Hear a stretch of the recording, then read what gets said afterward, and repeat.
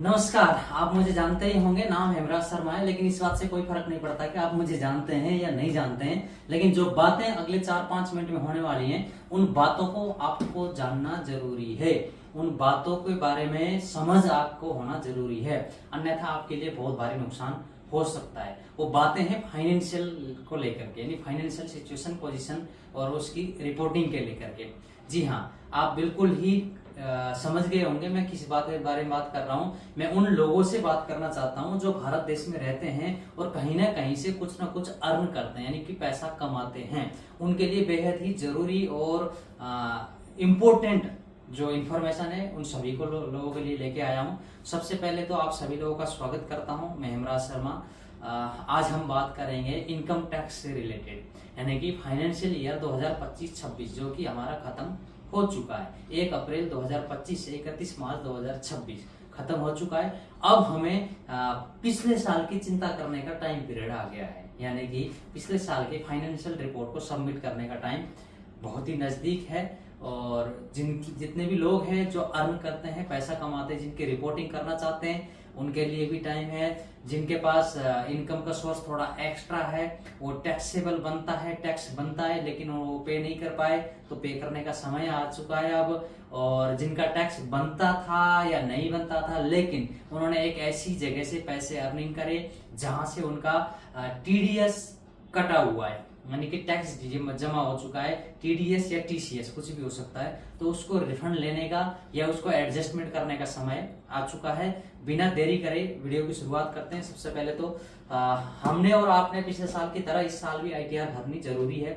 ITR किन के लिए जरूरी है? सबसे पहले बहुत सारे लोगों का सवाल ये होता है कि मेरी तो इनकम बहुत कम है, क्या मेरे को जरूरी है? तो मैं आप सभी लोगों को बताता हूँ, इनकम टैक्स फाइलिंग का मतलब टैक्स भरना नहीं होता। इनकम टैक्स फाइलिंग का मतलब जो आपने पूरे फाइनेंशियल ईयर में कमाया है उसको रिपोर्टिंग करना होता है। अब उस रिपोर्टिंग के दौरान यदि आपकी इनकम ज्यादा है तो आपकी टैक्स लायबिलिटी बनती है, तो आपको भारत सरकार को टैक्स देना होता है। यदि आपकी लायबिलिटी ज्यादा नहीं है, आप इनकम ज्यादा नहीं कमा रहे हैं, तो इसका मतलब आपको टैक्स देने की कोई जरूरत नहीं होती। बस आपको रिटर्न फाइलिंग करना है, सबमिट करना है, यानी रिपोर्टिंग ही करनी होती है।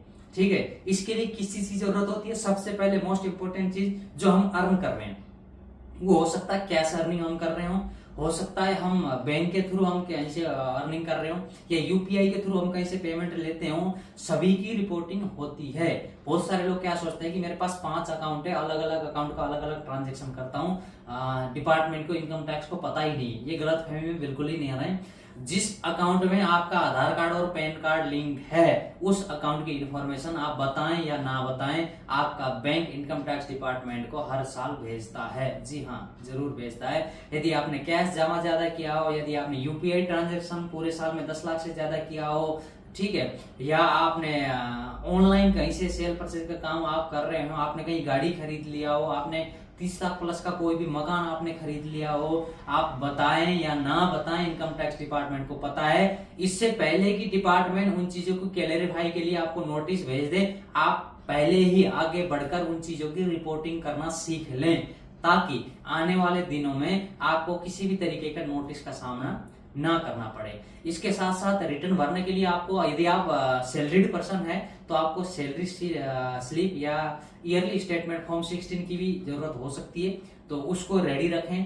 और इसके साथ साथ इसके अलावा कोई बैंकिंग ट्रांजैक्शन करते हैं तो बैंक का स्टेटमेंट पूरे फाइनेंशियल ईयर का आप तैयार रख लें। इसके अलावा आप सैलरी सोर्स नहीं है आपके पास, आपका बिजनेस सोर्स है, तो उसमें बहुत सारी चीजें ध्यान देने वाली बात है। सबसे पहले करंट अकाउंट का स्टेटमेंट आपके पास रेडी होना चाहिए। उसके अलावा सेविंग अकाउंट, जितने भी आपके पास सेविंग अकाउंट है, ऐसा बिल्कुल ही ना करें। बहुत सारे लोग क्या करते हैं कि सेविंग अकाउंट को छुपा देते हैं, बोलते हैं कि ये सीए को क्या पता चलेगा।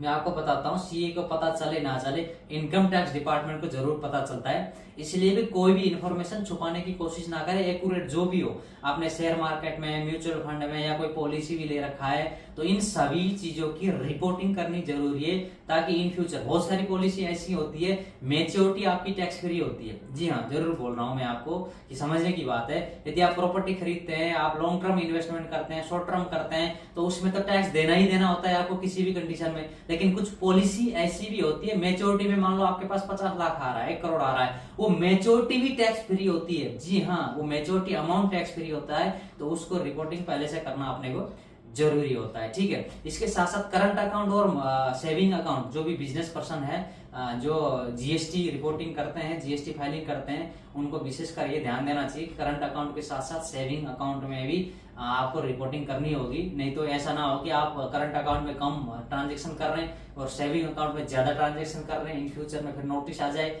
फिर उसको क्लियरिफाई करना मुश्किल हो जाता है, फिर टैक्स भरोगे आप। ठीक है, जो टैक्स बनता है वो टैक्स लायबिलिटी आपको दोबारा पे करनी पड़ेगी, प्लस पेनल्टी, जितना टैक्स था वो पेनल्टी आपको भरनी पड़ेगी, प्लस इंटरेस्ट, जी हाँ, वो भी भरना पड़ेगा। तो अगर आप आज 100 रुपए भर के पीछा छुड़वा रहे हैं तो भविष्य में हो सकता है आपको 300 रुपए तक भरना पड़ जाए।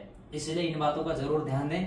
और इनकम टैक्स फाइलिंग की ड्यू डेट बहुत ही नजदीक आ रही है। पोर्टल लगाते हैं खुलने वाले, हफ्ते 10 दिन के मैक्सिमम है कि पोर्टल खुल जाएंगे, तो समय से आईटीआर फाइल करें, समय से यदि आपका रिफंड बनता है, ताकि वो रिफंड आपको मिल जाए, आपके अकाउंट में क्रेडिट हो जाए। और रिफंड नहीं बनता है तो रिपोर्टिंग जरूर करें, ताकि लेट फीस से बचें। पिछले साल बहुत सारे लोगों ने दिसंबर के बाद कॉल किया कि आप रिफंड कर सकते हैं क्या, मेरा टीडीएस कटा था, 20,000 था, 50,000 था। ऐसे ऐसे लोग भी आए जिनके 80,000, 90,000 रुपए टीडीएस कट रहा था, लेकिन उनकी इनकम वहां तक थी नहीं कि वो टैक्स लायबिलिटी बन जाए, वो रिफंड ले सकते थे, एक डिले करने की वजह से वो रिफंड नहीं ले पाए।